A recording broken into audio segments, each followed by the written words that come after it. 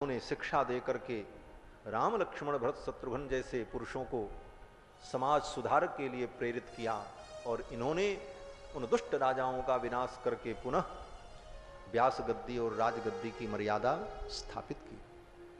कहने का तात्पर्य भी व्यास गद्दी से नियंत्रित राजगद्दी ही प्रजा का कल्याण कर सकती है। ये वेदों का सूत्र है। और राजगद्दी का भी अपना सम्मान है। राजगद्दी है क्यों? वो व्यास गद्दी का महत्व इसलिए है कि राजगद्दी पर बैठने वाले का अभिमान कहीं उसका विनाश न करा दे, इसलिए वो अपने अभिमान को निर्गलित करने के लिए व्यास गद्दी पर जाए। व्यास गद्दी पर जाकर व्यास गद्दी में विराजमान जो उस आचार्य हैं उस गद्दी के, उनके चरणों में मस्तक झुका करके अपने अभिमान को निर्गलित करे। अर्थात व्यास गद्दी राजगद्दी के अभिमान को निर्गलित करने के लिए। लेकिन यहां भी एक सावधानी बरतने की आवश्यकता है कि व्यास गद्दी पर बैठे व्यक्ति को जिस दिन अभिमान आ जाएगा तो महा अनर्थ हो जाएगा। इसलिए व्यास गद्दी पर बैठे हुए व्यक्ति के अंदर अभिमान नहीं आना चाहिए, उसे निरभिमान होना चाहिए। और व्यास गद्दी पर बैठ करके इतना अभिमान हो जाए कि हम राजगद्दी पर बैठे वाले व्यक्ति को मूर्ख ही समझें, यह भी ठीक नहीं। राजगद्दी का भी एक निश्चित सम्मान है। इसीलिए महर्षि वाल्मीकि ने कहा, भगवान श्री राम अगर तुम्हें बुलावें तो उनका आदर करना, उनके वचनों का पालन करना। वो राजा हैं, चक्रवर्ती हैं। और अगर वो कहें कि कथा का वर्णन करो तो कथा का वर्णन करना, लेकिन सावधान रहना, अगर वो कुछ दें तो लेना मत। कह देना कि हम तो ब्रह्मचारी हैं, हम तो विरक्त हैं, हमको धन की क्या जरूरत है, कुछ लेना मत, कथा सुना देना। लव कुश ने कहा ठीक। अब जहां पर नैमिषारण्य में भगवान का यज्ञ हो रहा था, वहीं आसपास कुश और लव दोनों भाई रामचरित्र का वर्णन करने लगे। परम कवीनाम आधारम समाप्तम च यथाक्रमम अभिगीतमिदं गीतम सर्वगीतिषु कोविदौ। इस विलक्षण काव्य का दोनों भाई जब गान करने लगे तो जो सुनने वाले थे, आने जाने वाले सब आ गए महाराज। अब लव और कुश दोनों भाइयों के पीछे सारी जनता चलने लगी सुनने के लिए। अपार जनसमूह कुश और लव के पीछे चल रहा है और दोनों भाई गान करते जा रहे। क्या हुआ? बोले इतनी भीड़ मार्ग पर आ गई। रथ्यासु राजमार्गेषु, जो राजमार्ग था, जिस मार्ग पर रथ चलते थे, वो मार्ग अवरुद्ध हो गया। आज के समय में जिसको नेशनल हाईवे हम कहते हैं, वही रथ्यासु राजमार्गेषु, वही राजमार्ग, राष्ट्रीय मार्ग। और बहुत भीड़ आ जाए राजमार्ग पर तो क्या होगा? बोले जाम तो लग जाएगा। और जाम लग जाए तो चाहे प्रधानमंत्री की गाड़ी हो, उसकी भी गाड़ी फंस ही जाएगी। फंस गई गाड़ी किसकी? बोले प्रधानमंत्री की। कौन प्रधानमंत्री? बोले रघुनाथ जी, श्री राम जी। उधर से राम जी का रथ आ रहा था हमारा, और इधर से लव कुश गाते हुए जा रहे थे। अपार जनसमूह उनके पीछे चल रहा था। रथ्यासु राजमार्गेषु ददर्श भरताग्रजः। भरताग्रज रघुनंदन श्री राम ने देखा रथ निकलने का कोई अवसर नहीं। पूछा ये कौन है?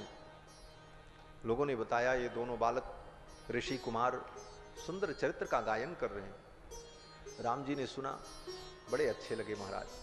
दोनों बालकों को देख करके भगवान राम मुग्ध हो गए और भरत से कहा, भरत जाओ आदर पूर्वक इन दोनों बालकों को बुला करके ले आओ। ये बड़ा सुंदर गायन करते हैं, इनके द्वारा हम भी इस चरित्र को सुनेंगे। भरत जी बुला करके ले आए। राम जी ने आदर किया, अपने रथ में बैठाया। स्ववेश्म चानीय ततो भ्रातरौ सकुशीलवौ।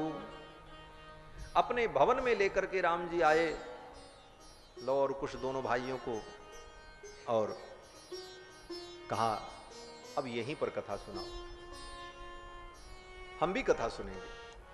दिव्य व्यास गद्दी लगी, दोनों भाई विराजमान हुए, भगवान राम बैठे, तीनों माताएं बैठी, और संपूर्ण राज परिवार बैठा। कुश और लव दोनों भाई कथा का वर्णन करने लगे। भगवान तो सिंहासन पर बैठे थे, लेकिन जब कथा का वर्णन किया लव और कुश ने, तो भगवान श्री राम धीरे से सिंहासन से उतरे और उतर करके जाकर के साधारण लोग जहां बैठे थे वहां राम जी बैठ गए। आओ महाराज विराज। जहां पर साधारण लोग बैठे थे राम जी वहां जाकर के बैठ गए। क्यों? क्योंकि कथा सदा नीचे बैठ करके सुननी चाहिए। कथा सुनाने वाला व्यक्ति जितने ऊंचे आसन पर बैठा है, उससे ऊंचा आसन लगा करके अगर बैठे कथा सुनने के लिए, तो फल नहीं होगा, अनिष्ट हो जाएगा। और बराबर बोले बराबर भी नहीं होना चाहिए। समासनात् पुण्य हानि ही, समान आसन लगा करके बैठे तो पुण्य का नाश होगा, और उससे ऊंचा आसन लगा करके बैठे बोले कथा का कोई फल नहीं होगा, पतन हो जाएगा, पाप लग जाएगा। इसलिए कथा तो नीचे बैठ के ही सुननी चाहिए। क्यों? बोले कथा गंगा है, और गंगा की धारा नीचे ही जाती है, ऊपर थोड़ी जाती है। नीचे रहोगे तब मिलेगी, ऊपर रहोगे तब नहीं मिलेगी। क्यों? बोले धारा तो नीचे ही प्रवाहित होती। जहां भूमि विनम्र होती है, झुकी होती है, जलधारा वहीं जाती है। उसी प्रकार जिसके हृदय की भूमि विनम्र होती है, कथा की धारा वहीं जाती है। राम जी ने सोचा सिंहासन पर बैठ करके कथा सुनना ये मर्यादा नहीं है, लेकिन अगर मैं उतर करके जाऊंगा तो ये श्रोता लोग चौंक जाएंगे। स्वाभाविक है, कोई पद प्रतिष्ठित व्यक्ति उठे और उठ करके जाके बीच में बैठ जाए साधारण व्यक्ति में, तो साधारण व्यक्ति जो होंगे वो लोग कभी इधर हंसकेंगे, कभी इधर खसकेंगे। अब ये आ गए, क्या करें, संकोच होगा, सील होगा, बार बार उनकी ओर देखेंगे, कहीं इनको कोई असुविधा तो नहीं हो रही हमसे। अर्थात श्रोता का मन कथा से हट करके उस व्यक्ति में लग जाएगा, तो ये भी अपराध हो जाए। कथा में आना चाहिए, लेकिन किस प्रकार आना चाहिए? बोले कथा में इस प्रकार आओ कि किसी को पता ही न चले कि आप कब आए। आप आवे और सबको पता चल जाए कि अमुक व्यक्ति आए, बोले आपको पाप लग गया। क्यों? बोले सबका मन भगवान में लगा था, सबके मन को तुमने अपने तरफ खींच लिया, आप तुमने अपराध कर दिया। कथा में आओ और धीरे से जहां जगह मिले वहीं बैठ जाओ और सुनने लग जाओ। और ये दिखाने के लिए आए कि सारी दुनिया हमको देखे कि हम आए। जब सब कुछ बंद हो जाए, एक बार आपकी चर्चा हो जाए, सबकी निगाह आपकी तरफ चली जाए, तब आपको संतोष, बोले तो ये पाप लग जाएगा, अपचार है। ऐसा अपचार नहीं करना चाहिए, विनम्र भाव से आकर के बैठ जाए। तो राम जी ने सोचा कि अगर मैं उठ करके जाऊं तो अपचार हो जाएगा, और यहां बैठूं तो अपराध हो रहा है, क्या करें? तब भगवान ने क्या किया, धीरे से उठे। सचापि राम परिषद गत सनैहि, इतने धीरे से राम जी उठे कि किसी को पता ही नहीं चला, और जाकर के साधारण लोगों के बीच में राम जी बैठ गए। बुभूषया सक्त मना बभूव, और दत्त चित्त होकर के, दत्तावधान होकर के भगवान श्री राम कथा श्रवण करने लगे। और दोनों भाई वर्णन करते हैं, ततस्तुतौ राम बच प्रचोदिता वगायताम मार्ग विधान संपदा। और दोनों भाई मार्ग पद्धति से कथा का वर्णन करने लगे। कथा वर्णन की दो पद्धति है, एक मार्ग और एक देशी, दो पद्धतियां हैं। देशी पद्धति का मतलब एक सीमित क्षेत्र में जो भाषा बोली जाती हो, उस भाषा में भगवान की कथा का वर्णन करे तो उसको देशी पद्धति कहते हैं। और जिस भाषा को समझने वाले भाषाविद लोग अधिक हों, अधिक जनता में जो भाषा बोली जाती हो, उस भाषा में भगवान के चरित्र का वर्णन किया जाए तो उसको मार्ग पद्धति कहते हैं। और मार्ग पद्धति से कथा सुनाने पर ही अधिक लोगों को लाभ मिलेगा। इसीलिए लव कुश ने मार्ग पद्धति से कथा का वर्णन किया। ततस्तुतौ राम बच प्रचोदिता वगायताम मार्ग विधान संपदा। दोनों भाई कथा का वर्णन करने लगे। बंधुओं, भगवान की कथा और राम जी सुन रहे हैं। बोले अपनी ही कथा राम जी सुन रहे हैं? बोले अपनी कथा नहीं सुननी चाहिए। उत्तम व्यक्ति अपने चरित्र को, अपनी प्रशंसा को नहीं सुनता है। काव्य शास्त्र में उत्तम नायक का जहां पर वर्णन किया गया है, वहां पर लिखा है कि धीरोदात्त अविकथन। धीरोदात्त नायक कौन है? बोले जो अविकथन हो, जो अपनी प्रशंसा न सुनता हो। और राम जी तो धीर गंभीर सर्वोत्तम नायक हैं। और नायक ही नहीं, ये तो देवताओं के भी नायक हैं, नायक के भी नायक हैं। जय जय सुर नायक जन सुखदायक प्रणतपाल भगवंता। और ऐसे भगवान अपना चरित्र सुन रहे हैं। तो इसका समाधान पहले ही कर दिया महर्षि वाल्मीकि ने कि ये राम जी का चरित्र ही नहीं है। बोले तब? बोले सीतायाश्चरितम महत, ये सीता जी का चरित्र है, इसलिए कोई आपत्ति नहीं है राम जी के धीरोदात्त नायकत्व में, किसी प्रकार की कोई विप्रतिपत्ति नहीं हो सकती, शास्त्र सम्मत है। और भगवान जानकी जी के चरित्र को सुन रहे हैं। कथा प्रारंभ हुई। सर्वप्रथम लव और कुश ने, दोनों भाइयों ने अयोध्या का वर्णन किया। अयोध्या के वर्णन से ही कथा प्रारंभ होती। एक सर्ग में दोनों भाइयों ने अयोध्यापुरी का बड़ा विलक्षण वर्णन किया है कि सर्वा पूर्वमियम एषाम आसीत कृष्णा वसुंधरा। ये संपूर्ण पृथ्वी जिन राजाओं की वशवर्तिनी रही है, जिस कुल में उत्पन्न होने वाले राजाओं ने पृथ्वी पर एक छत्र राज्य किया है, ऐसे राजाओं की राजधानी ये अयोध्यापुरी। कैसी पुरी? बोले इक्ष्वाकूणाम इदम तेषाम राज्ञाम वंशे महात्मनाम। इक्ष्वाकु के वंश में उत्पन्न होने वाले अनेक राजाओं के द्वारा पालित ये पुरी, जो कि स्वयं प्रकट है। मनुना मानवेंद्रेण या पुरी निर्मिता स्वयं। मानवेंद्र मनु के द्वारा इस पुरी का निर्माण किया गया, एक अर्थ तो ये है। और दूसरा अर्थ है कि या निर्मिता स्वयं, ये पुरी स्वयं निर्मित है, इसको किसी ने नहीं बनाया, ये स्वयं व्यक्त पुरी है अयोध्यापुरी। जिस प्रकार भगवान भक्तों का कल्याण करने के लिए प्रकट होते हैं, उसी प्रकार भगवान का धाम भी प्रकट होता है। क्योंकि धाम और भगवान दोनों एक ही तत्व हैं। नाम रूप लीला धाम, इन चारों में तत्वतः कोई भेद नहीं है। रामस्य नाम रूपम च लीला धाम परात्परम एतत् चतुष्टयम नित्यम सच्चिदानंद विग्रहम। भगवान सच्चिदानंद के चार विग्रह हैं, नाम रूप लीला धाम। तो ये अयोध्या धाम भी भगवान का ही स्वरूप है, जो कि स्वयं व्यक्त धाम है। इसकी सीमा कितनी है? महर्षि वाल्मीकि लिखते हैं कि आयता 10 द्वेच 12 योजन लंबी और 3 योजन चौड़ी। लंबाई ज्यादा है, चौड़ाई कम है। अयोध्यापुरी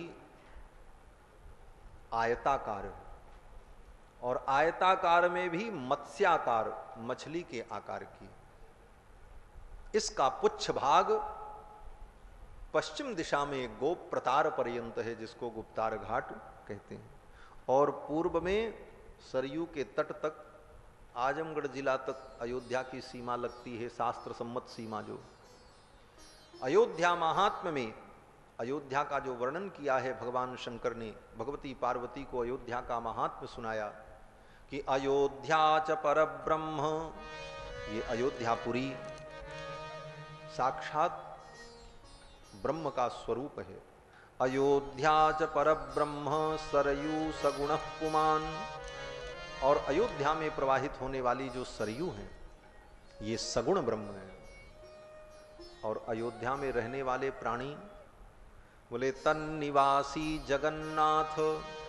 यहाँ जितने लोग रहते हैं ना अयोध्या में, ये आदमी नहीं रहते महाराज, सब जगन्नाथ हैं, सब जगदीश हैं, इनको जगदीश ही समझो। क्यों? बोले ये महत्ता इस पुरी की है।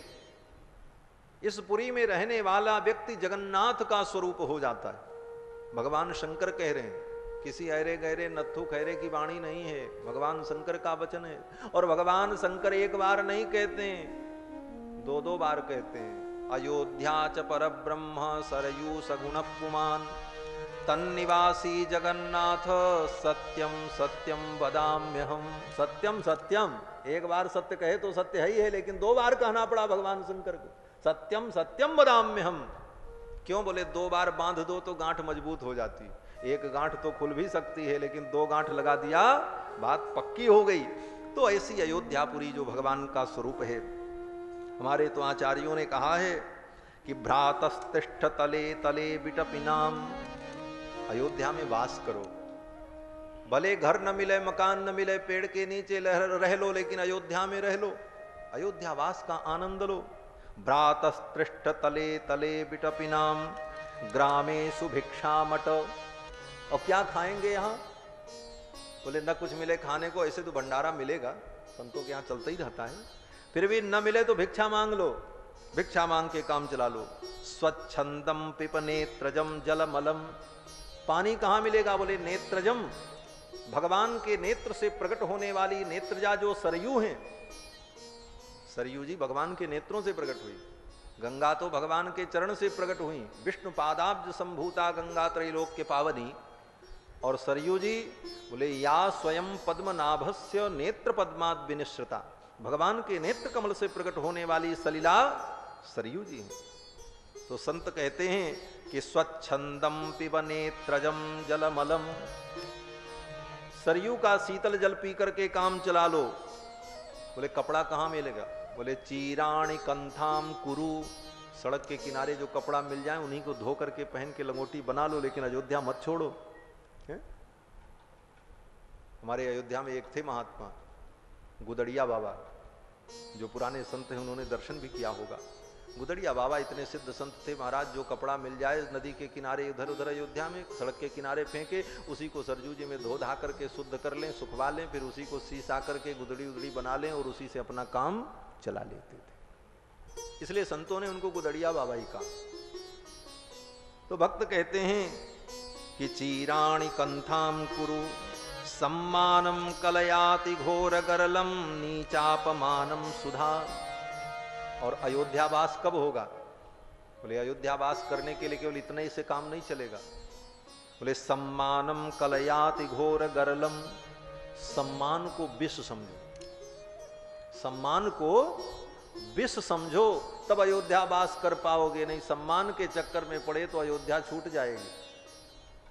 और वास्तव में सम्मान सुरापान के समान है। यहां तो विष कहा है, लेकिन अन्य आचार्यों ने कहा है कि सम्मानम सुरापानम। सम्मान क्या है? शराब पीने के समान है। शराब का जितना नशा होता है, सम्मान से भी उतना ही नशा चढ़ता है। सम्मानम सुरापानम गौरवम घोर रौरवम प्रतिष्ठा सुकरी विष्ठा तस्मात् एतत्त्रयम् त्यजेत्। तो सम्मान से बचो। और कोई अपमान कर दे, बोले तो नीचापमानम सुधाम। अगर अयोध्या में वास करना है तो जो नीच प्राणी है वो तुम्हारा अपमान भी करे तो उसको तुम अमृत समझ करके रहो, तब अयोध्या वास होगा। नीचापमानम सुधा, नीचों के द्वारा किया गया अपमान भी अमृत तुल्य है, ऐसा मानो।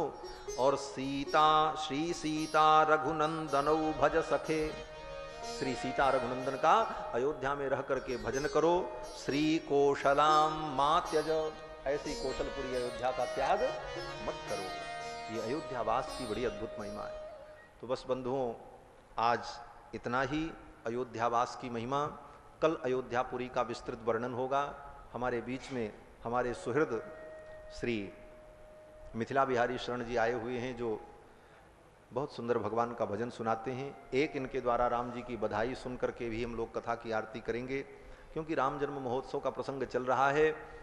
यहाँ तो रोज बधाई है महाराज, 9 दिन तक बधाई ही सुनना है और बधाई ही सुनाना है और एक दूसरे को बधाई देना है। तो हमारे श्री मिथिला बिहारी सरकार जी की एक बधाई चलते चलते उसके बाद तब रामायण जी की आरती 2 बार आप लोग भगवान नाम संकीर्तन कर लें। बोलो श्री सीतारामचंद्र भगवान की, श्री कृष्णचंद्र भगवान की, श्री हनुमान जी महाराज की जय। जय सीताराम। सरकार सरकार सरकार शीघ्रता विधेय नारायण। चलो री सखी देखिए हमें जो देखने के लिए आए हैं यहाँ।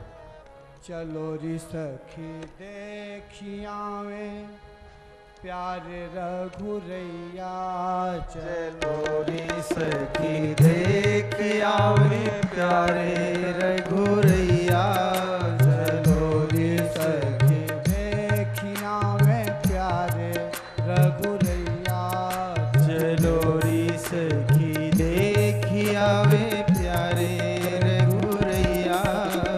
घर घर बंधन वार पताका बरनी न जाई निकैया, घर घर बंधन वार पताका बरनी न जाई निकैया, घर घर बंधन वार पताका बरनी न जाय निकैया, घर घर बंधन वार पताका बरनी न जाय निकैया।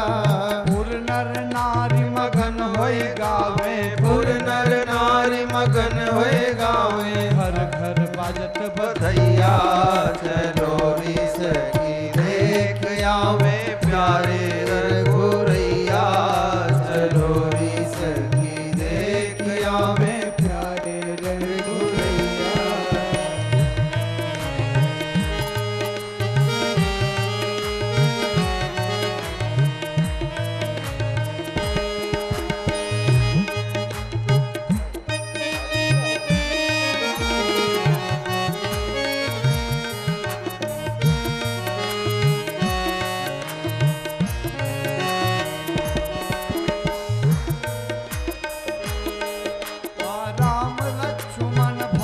शत्रुघ्न सुंदर चारों भैया, राम लक्ष्मण भरत शत्रुघ्न सुंदर चारों भैया, राम लक्ष्मण भरत शत्रुघ्न सुंदर चारों भैया, राम लक्ष्मण भरत शत्रुघ्न सुंदर चारों भैया। कौशल्या के कई सुमित्रा, कौशल्या के कई सुमित्रा, बलैया, चलो री सखी देख आवे प्यारे रघुरैया, चलो री सखी देख आवे प्यारे रघुरैया, दुलारे रघुरैया, प्यारे रघुरैया, दुलारे रघुरैया, प्यारे रघुरैया, चलो री सखी देख आवे प्यारे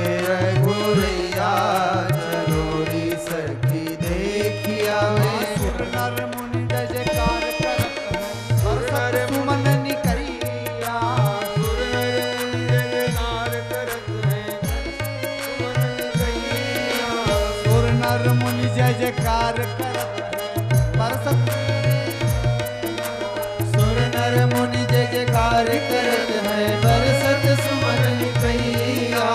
श्री दशरथ जू के आंगन में, श्री दशरथ जू के आंगन में नाचे मस्त गवैया, चलो री सखी देख आवे प्यारे रघुरैया, चलो री सखी देख आवे आंगन में गावे मस्त गवैया, चलो री सखी देख आवे प्यारे रघुरैया, प्यारे रघुरैया, दुलारे रघुरैया, प्यारे रघुरैया, दुलारे रघुरैया, रघुरैया,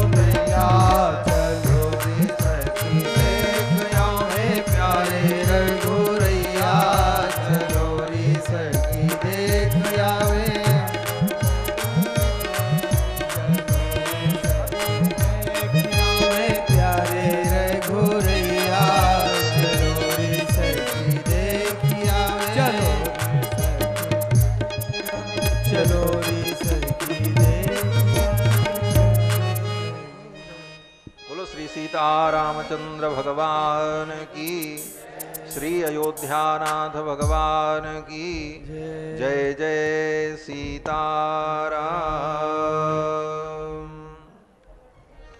आरती अवध बिहारी की, लखन सिए जनक दुलारी के। आरती अवध बिहारी की, लखन सिए जनक दुलारी। शीस पे कीट मुकुट सोहे सोहे, चंद्रिका की छवि मन मोहे मोहे। लखन सेवा बलिहारी की, आरती अवध बिहारी की।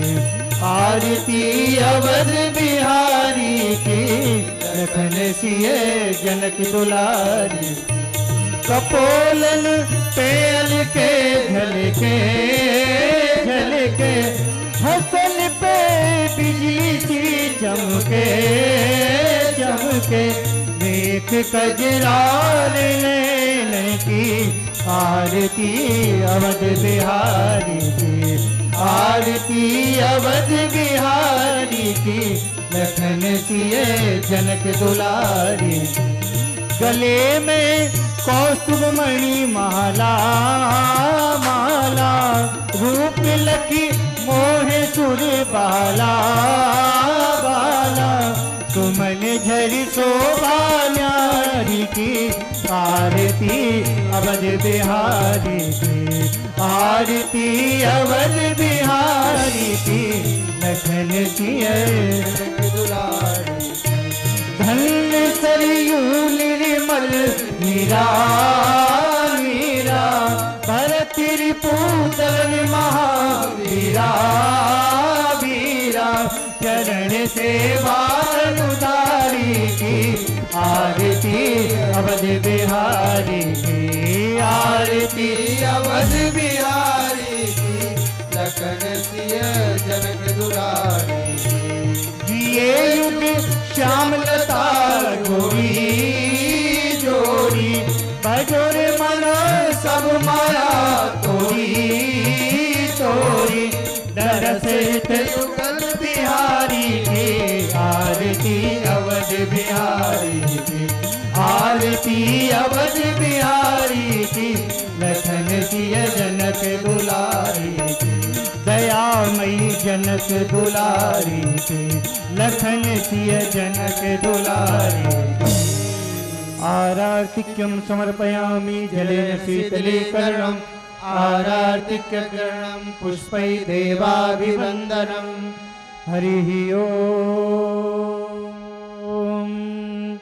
यत्नेन यत्नमयजन्त देवास्तानि धर्माणि प्रथमान्यासन्ना। तेहनाकं महिमानः सजन्त यत्र पूर्वे साध्याः सन्ति देवाः। ॐ नारायणाय विद्महे वासुदेवाय धीमहि, तन्नो विष्णु प्रचोदयात्। ॐ महादेव्यै च विद्महे विष्णुपत्न्यै च धीमहि, तन्नो लक्ष्मी प्रचोदयात्। नाना सुगंध पुष्पाणि यथा कालो भवानी च, पुष्पांजलिर्मया दत्ता देहाण परमेश्वर। मंत्र पुष्पांजलिं समर्पयामि श्री पुराण पुरुषोत्तमाय नमः। सीतारामचंद्राभ्यां नमः। बोले श्री सीतारामचंद्र भगवान की, अयोध्यानाथ भगवान की, श्री राम कथा ज्ञान महायज्ञ की, सत्य सनातन वैदिक धर्म की, अखंड भारत वर्ष की, भास्कर रामानुज स्वामी जी महाराज की, श्रीमद् जगत गुरु स्वामी जी महाराज की जय। जय सीताराम। जय जय श्री राधे।